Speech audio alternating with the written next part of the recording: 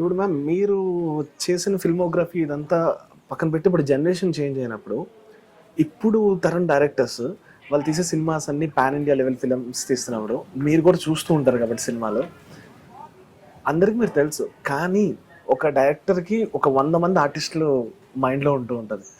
మీరనే person వాళ్ళకి గుర్తు రావాలంటే ఒక కాల్ అనేదో లేదంటే వాళ్ళతో టచ్లోకి వెళ్ళాలనేది ఇది ఒకటి ఉంటుంది.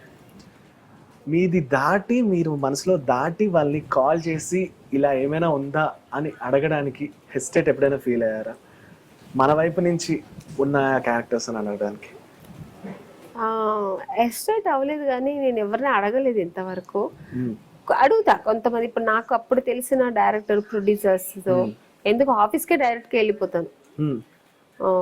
మనైతే నేను దిల్ రాజు గారు నాకు యాక్చువల్గా రీఎంట్రీ నేను చేసింది మన దిల్ రాజు గారు మూవీని, శ్రీనివాస్ కళ్యాణ్. అంతకు ముందు ఇది నాని గారి సినిమా ఎంసీఏ చేసా. ఆయనే నాకు ఫస్ట్ ఇచ్చారు. మా పాప నాకు 6 month బేబీ. ఫస్ట్ అందులో ఆయన నాకు అవకాశం ఇచ్చారు. మళ్ళీ ఇది శ్రీనివాస కళ్యాణ తర్వాత ఒక శ్రీనివాస కళ్యాణం చేసాం, తర్వాత హలో గురు ప్రేమ కోసం ఇలా వరుసగా ఇచ్చారు ఆయన. సో అది అక్కడి నుంచి మళ్ళీ నా కెరీర్ మళ్ళీ సెకండ్ ఫుల్ బిజీగా చేస్తున్నాను. పెద్ద సినిమాలు చేశాను. సో మళ్ళీ నాకు ఆ తర్వాత దిల్ రాజు గారు పిలవలేదు.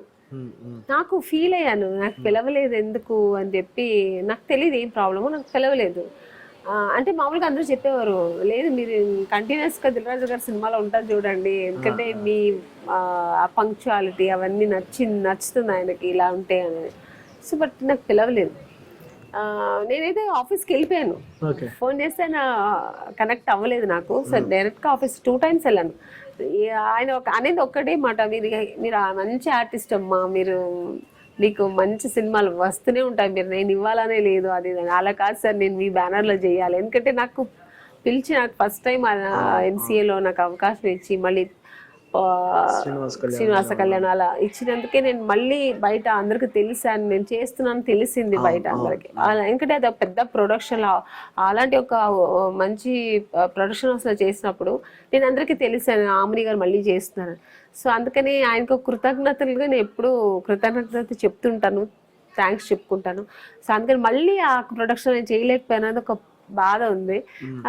చూద్దాం మళ్ళీ ఫ్యూచర్లో ఆయన పిలుస్తారేమో అని. అందుకని నేను ఎప్పుడు ఎస్టేట్ అవ్వను. మళ్ళీ అల్లు అరవింద్ గారు వాళ్ళు కూడా మన గీతా ఆర్ట్స్లో కూడా నేను కలిసి ఇప్పుడు 3 సినిమాలు చేశాను.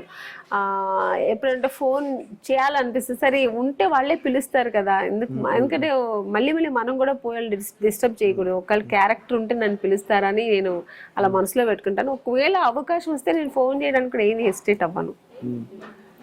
ఎందుకంటే నేను అది అలా ఫీల్ అవ్వను. నా కుటుంబం కదా, మా సినిమా అనేది నా ఫ్యామిలీ కదా, నేను అడగడంలో తప్పే ఉంది అని అలా అడుగుతాను అంతే.